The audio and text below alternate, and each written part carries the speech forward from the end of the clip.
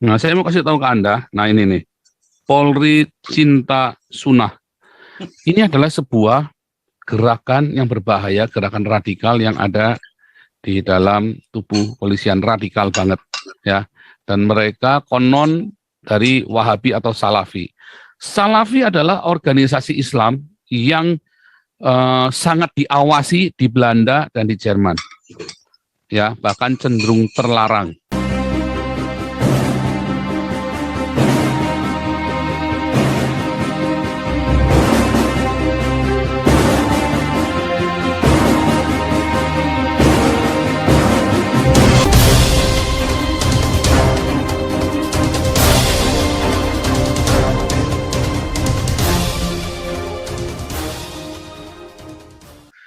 Ya, begini saudara, saya mau share screen lagi ya, tentang ini ya, tema kita hari ini ya, bagaimana Napoleon Bonaparte itu menjadi pahlawan nasional Indonesia yang diakui oleh MUI ya, berdasarkan fatwa MUI, Jenderal Kopral Napoleon Bonaparte menjadi pahlawan nasional Indonesia mengalahkan Pak Soekarno ya, berdasarkan fatwa MUI ya.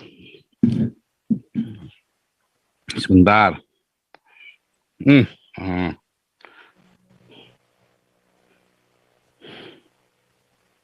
Nah, ini ya. MUI dukung penganiayaan Irjen Napoleon Bonaparte terhadap Muhammad Kc. Ya. Wakil Ketua MUI berkata masalah agama itu sangat sensitif ya, dan intinya nanti dalam beritanya ini ya. Ya, kemarin sudah kita baca sama-sama. Saya belum share screen, sorry ya.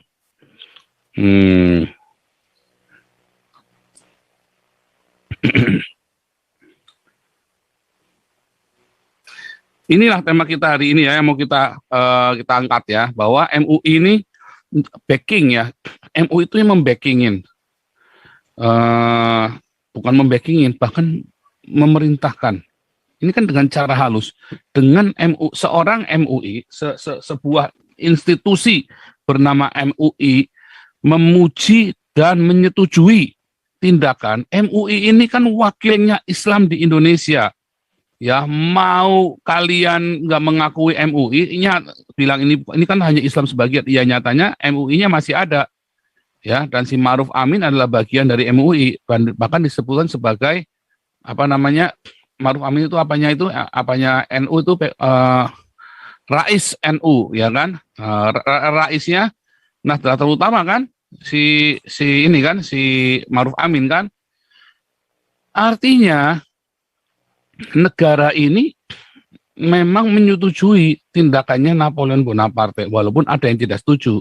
Namun sorry, negara ini ya secara de facto hukumnya adalah hukum Islam, secara de facto, dan itu yang mau kita perangi, dan itu yang saya dan Pak Jenderal Tobing ini lawan, dan itu yang semua Anda sekarang berkumpul di sini untuk melawan ini, bukan melawan dengan senjata, karena Rasul Paulus berkata di dalam Hikmat Roh Kudus, peperangan kita bukan darah dan daging, tetapi ideologi antikristus yang menyangkal bahwa Yesus adalah Tuhan dan Allah, yang menyangkal Yesus itu disalib mati untuk menebus kita.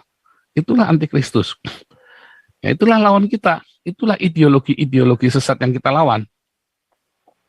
Nah, ideologi itu yang melawan, menentang Pancasila. Karena kekristenan itu lintas agama, lintas budaya. Mau agama apapun Anda bisa menjadi seorang Kristen. Agama apapun Anda, karena Kristen itu bukan agama, tetapi Kristen adalah hodos, jalan hidup. Jadi sekalipun Anda Islam, Kristen, Hindu, Katolik, yang Kristen, beragama Kristen, belum tentu dia Kristen. Kalau dia tidak menempuh jalan itu, hodos, ya, jalan itu. Gitu ya. Oke. Sebelum saya lanjutkan dan memanas, ya saudara, kita lanjutkan, lihat ya. Jadi dukungan ini kepada si Napoleon Bonaparte ini ya, dan bahkan kalau Anda lihat di YouTube-nya orang-orang Islam, dan di komen-komennya ada di sini saja, Napoleon itu seakan-akan menjadi pahlawannya mereka. Oh, itu serem sekali ya. Dan yang konyolnya lagi ya, bahkan FPI ya itu menjadi kaki tangannya juga si Maman itu ya. Si Maman siapa tuh namanya tuh, sebentar. Aduh, namanya Maman siapa tuh? Nah, ini ya orangnya nih ya. Maman Suryadi. Oh, lihat. Wah, keren banget tuh. Pokoknya gayanya, laganya ini udah kayak kayak apa dah ini pokoknya ya. Ini panglimanya nih, lihat. Tuh lihat nih, wah pangkatnya itu. Waduh, pangkatnya udah Jenderal Bintang 5 aja tuh, ya. Ini Panglima FPI nih. Nanti kalau kalau Indonesia jadi khilafah ya dia ini yang menjadi panglimanya nih, menjadi panglima TNI-nya nih dia nih nanti nih. Kalau Indonesia nih jadi khilafah nih. Bayangin aja lo lihat.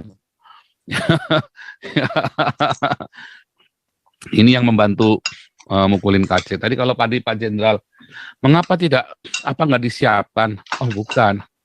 Ya kita percaya ya antisipasi dan KC sudah saya ingatkan ya, sudah saya tawari juga untuk ke Eropa. Kita sudah mau ini kan apa namanya mau bantu dia, tetapi Pak KC memilih ke Bali dan saya sudah bilang kamu pasti ditangkap. Nah, Pak KC bilang ya sudah ya, nggak komentar apa-apa gitu ya sudah cuma bilang begitu saja. Terus ya sudah saya langsung keluarkan dari grup ya, tempat kita mau save KC dulu kita ya grupnya ya anti persekusi. Nah, kita mau selamatkan KC, kita amankan dulu, lalu kita mau bawa kemari. Tapi KC Joko, boleh ada satu di nanti poin ini. ya sebentar. Lalu KC-nya nggak mau, maunya di Bali. Ya udah, kita nggak apa-apa. Nah, terus karena ada beberapa hal dan saya lihat saya nggak setuju dengan caranya beliau ya, saya nggak setuju.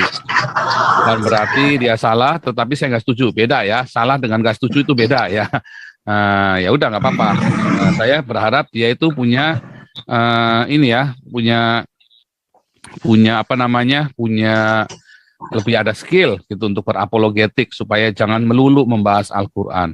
Tetapi kita menghargai keberanian beliau, apapun kita menghargai keberanian beliau dan untuk kita membela KC bukan karena yang dia beritakan. Kita membela KC karena ada masalah keadilan di situ. Ya, karena kita mau supaya si siapa itu Ustadz Abdul Somad ya ditangkap. Ya, penjarakan Abdul Somad. Ya dan Irina Handono. Ini kan biangnya kan. Siapa lagi? Stefan Indra. Kaimana. Siapa? Kaimana ya? Kaimana atau Kainama? Orang-orang ini semua harus penjarakan. Inilah para penista Islam, ya.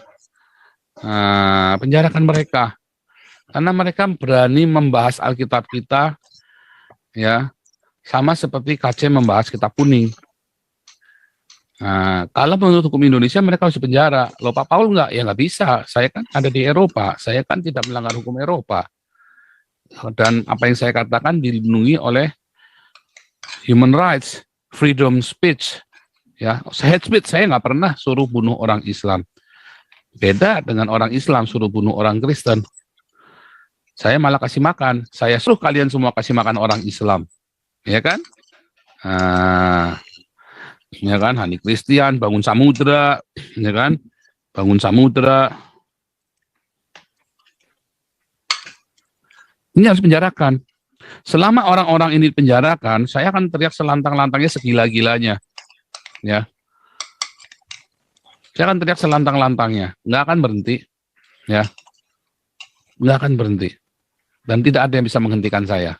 Ya, mau siapapun, mau ketua, apalagi ketua PGI, nggak bisa aja pokoknya. Bahkan ketua PGI aja itu juga orang nggak bener kok. Ya kan? Nah, itu yang mau kita lantang. Selama gereja masih ditutup, HKBP Philadelphia, ya. Mana HKBP Philadelphia? Ya. HKBP Philadelphia. Dan gereja-gereja yang lain, bagaimana nasibnya? Bagaimana? Nah, itu yang mau kita teriakan. Itulah kejahatan negara. Selama negara masih jahat, selama Ibu Pertiwi masih makan anak-anaknya, saya tidak akan berhenti berteriak. Dan rombongan Nabi ini masih akan tetap ada, bahkan tambah lagi ya kan, tambah lebih dahsyat lagi ya. Ya, yang kecil-kecil, yang kroco-kroco, ya itu kalian yang harus teriak ya. Nandar semua itu urusannya kalian. Agustan itu urusannya kalian. Nah, ini yang backingan ini Bangun Samudra, Stephen Indra, Abdul Somad, Iren Handono, Kaimana, ini kan yang lagi jagoannya mereka. Ini yang harus kita teriakan paling utama. Kalau ini ditangkap yang kecil-kecil itu langsung langsung kebirit-birit mencet darah tuh. Yang penting orang yang penting ini ditangkap dulu nih. Kalau ini selesai, yang kecil-kecil itu malah cuman pecundang semua, langsung hilang semua. Coba percaya saya. Yang penting orang yang ini ditangkap dulu nih. Kalau orang ini ditangkap, yang lain itu semua mincret semua. Gitu ya. Nah, itu yang sedang kita perjuangkan, saudara. Makanya kita mau bikin class action. Ya. Nah, terus kita balik lagi tadi ya. Nah, saya mau kasih tahu ke Anda. Nah, ini nih. Polri Cinta Sunnah. Ini adalah sebuah gerakan yang berbahaya, gerakan radikal yang ada di dalam tubuh polisian, radikal banget ya. Dan mereka konon dari Wahabi atau Salafi.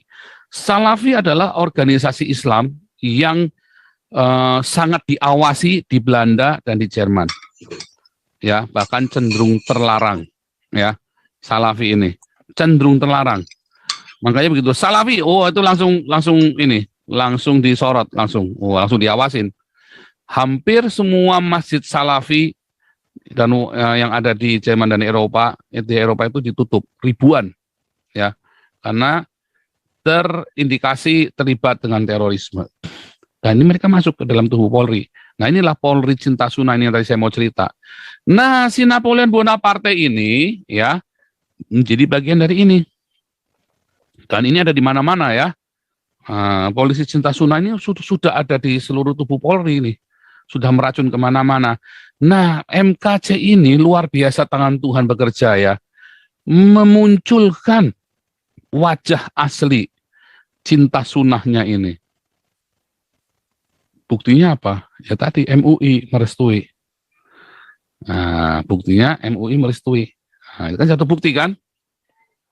Ya. Turn back to Quran and Sunnah dengan Dr. Firanda Andirja. Firanda, kita tahu kan, ya Wahabi kan. Nah, terus, ini nih salah satu, ini melatih satu, Kompol Ahmad Soeb, ya, Dit Polair. Wah, serem ini, ya, perwira-perwira semua ini yang di dalamnya. Termasuk yang jenderal-jenderal juga. Salah satunya yang sudah di depan mata adalah Napoleon Bonaparte. Ya, Cinta Sunnah itu. Nah, ini beberapa polisi ya. Contoh bukti polisi Cinta Sunnah wilayah Gorontalo. Tokoh Salafi Firanda Andirja. Oh, serem. Masalahnya bukan cuman masalah KC. Oh, KC ini hanya trigger. Dan Tuhan pakai KC. Ya, dengan segala macam. Nah, sekarang tinggal KC mau bertahan sampai akhir apa enggak, itu bukan urusan kita, itu urusan KC dengan Tuhan. Ya, tetapi kita berdoa supaya KC bisa bertahan sampai akhir. Ya, makanya kita mau support seyang kita mampu. Ya. Tapi ini bukti bahwa ini ada ya. Ini ada, bukannya enggak ada ya. Polri Cinta Sunnah. Ada, bukannya enggak ada. Dan ini didalangi oleh Salafi dan Wahabi, ya. Dan itu adalah organisasi yang sangat diawasi di Jerman dan di Belanda, dan orang menjadi antipati gara-gara ini, ya, dengan Islam, ya. Nah, ini yang dari Senayan. Nah, coba kita lihat dari depan ya. Ketika Menteri Pertahanan menyatakan bahwa 3% TNI terpapar radikalisme, kita semua kaget. Ternyata radikalisme sudah menembus benteng akhir pertahanan NKRI. 3% loh ya, gila loh. 3% itu ya, itu teori, dalam teori Pareto ya. Kalau Anda, saya kasih tahu teori dalam teori komunitas, teori sosial itu ya. Kalau ada 100% ya, 100% ya, maka dibagi menjadi 10%, 80%, dan 10%. Jadi kalau ada 100% Islam misalnya kan, 10% ini yang baik. Ini yang jahat. Anda cukup 10% untuk mengubah yang 80% ini.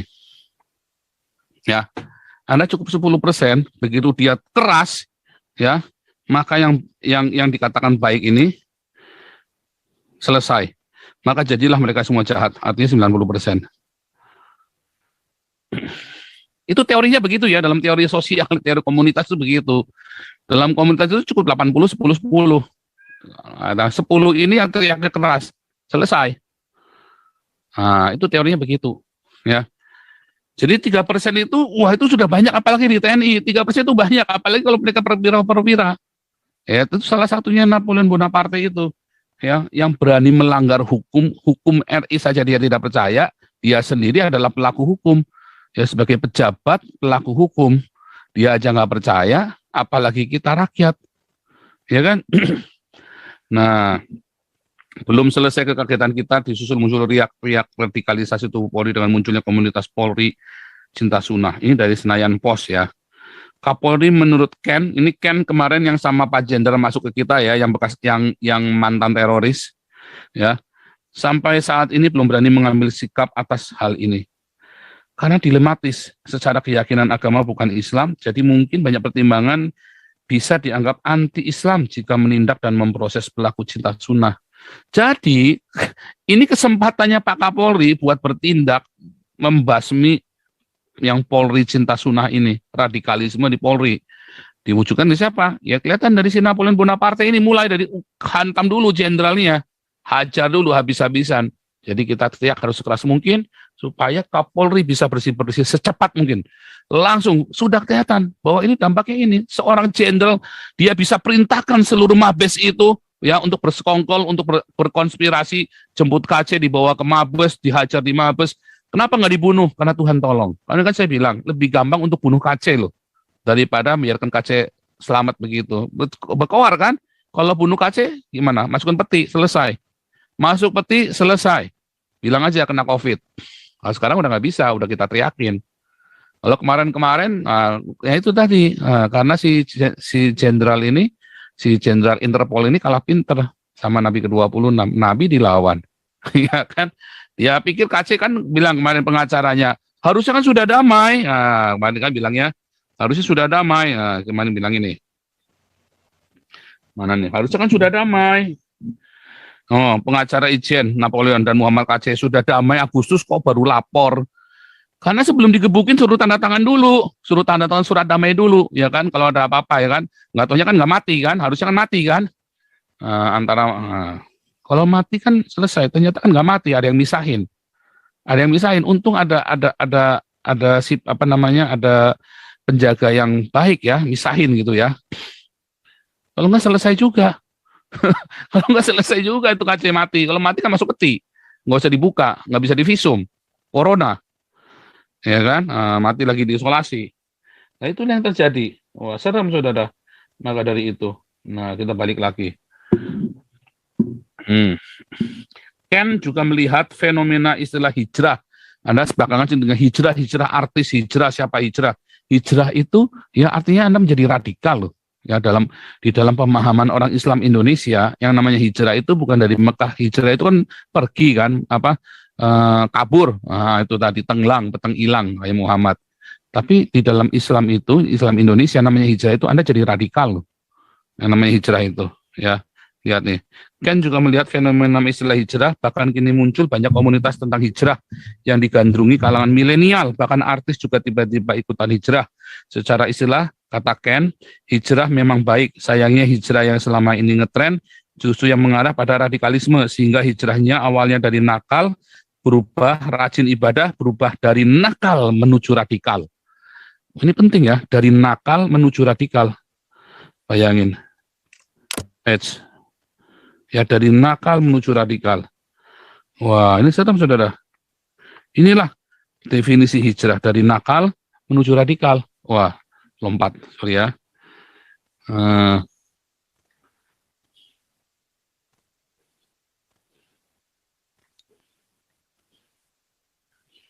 Ya dari nakal menuju radikal. Oh, itu ya. Itulah fenomena sekarang, fenomena Polri cinta sunnah. fenomena hijrah. Polisi yang tadinya korup, ya. Jadi sebenarnya Denny Siregar salah. Siapa itu Ade Armando.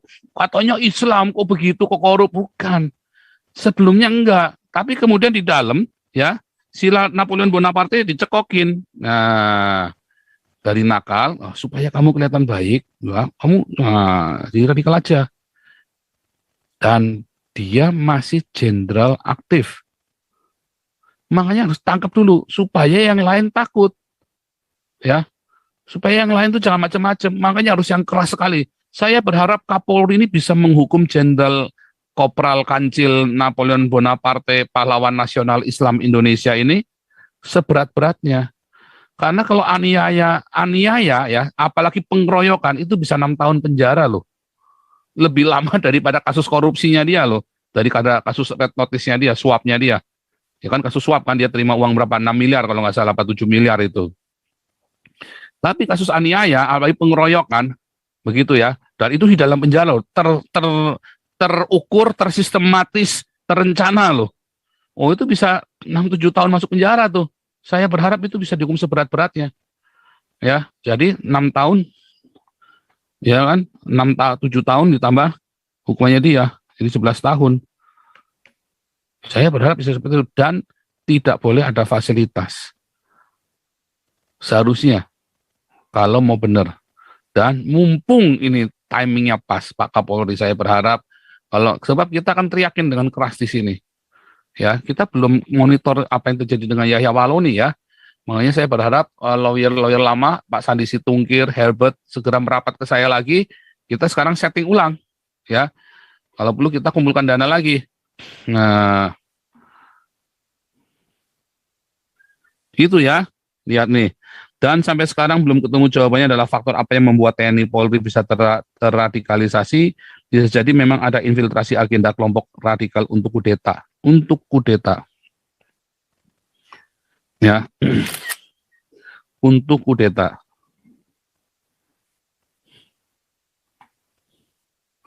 Ia menambahkan tidak salah berjenggot dan bergamis, tapi kalau ada polisi dan tentara bergamis dan bergamis gimana gitu ya.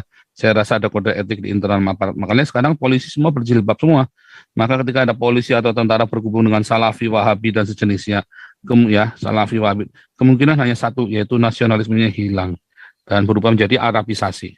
Sebab kelompok tersebut yang selalu teriak anti adat budaya tradisional Nusantara, baik Salafi, Wahabi, Ikhwanul Muslimin, HTI, ideologinya mirip, semua nih ya. PKS itu Ikhwanul Muslimun ya, makanya ada itu ya, LC itu ya. Ini tuh ciri khasnya orang Ikhwanul Muslimin itu yang belakangnya LC itu. Ya, karena mereka semua dianggap kreasi manusia. Royu, tolok ukur boleh tidaknya perbuatan adalah amalan sunnah atau bukan. Bila tidak sesuai akidah, mereka divonis bidah. Jadi kalau ada polisi cinta sunnah, maka otomatis ada polisi bidah. Wah, berarti yang tidak cinta sunnah ini akan dianggap bidah, dan orang tidak mau dianggap bidah. Orang lebih suka dianggap tidak Pancasila daripada dianggap bidah loh di dalam Islam itu. Wah, serem ya. Jika ada konsekuensinya upacara bendera, doa bersama dengan agama lain, ritual lainnya tidak termasuk sunnah, termasuk hormat bendera. Yusuf Kala tidak pernah hormat bendera. Ya, karena itu tidak termasuk sunnah, adalah bidah fasik kafir. Bayangkan apa jadinya jika ideologi semacam itu yang diakuni oleh anggota polisi.